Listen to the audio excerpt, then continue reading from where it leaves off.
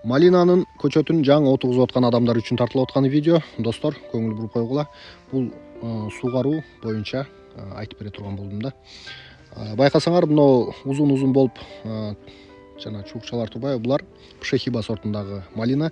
Тет жерде байкасаңар, кыркылбай турган Пшехиба сорту да. Ошону мен дагы бир картага көбөйтүп атам.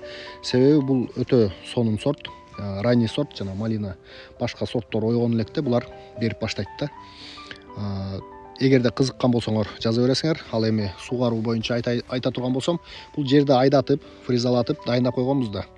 Анан капельный ленталары тешилген, анан алыш керек болуп калды. Кыскасы, лента жок. Анан ушундай аркчаны жасадык дагы. Лентаны ушундай кыска кылып кырктым дагы. Бул арка салып койдум. Себеби сууну жаңы бергенде мотордо напор күчтүү да. Суу бул жака атмак да. Ошол себептен атпаш үчүн башын кийгиздим дагы.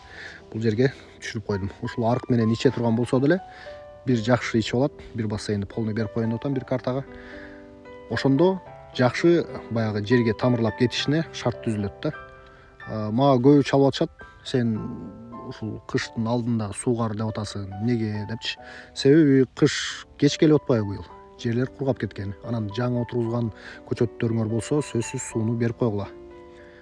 Кургак жерде бир нерсе өспөйт да, өзүңөр деле билесиңер аны.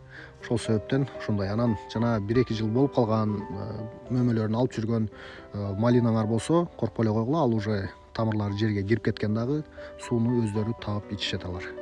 Жаңы отургузулган көчөттөрдү сөзсүз сууну берип койгула мүмкүнчүлүк болсо.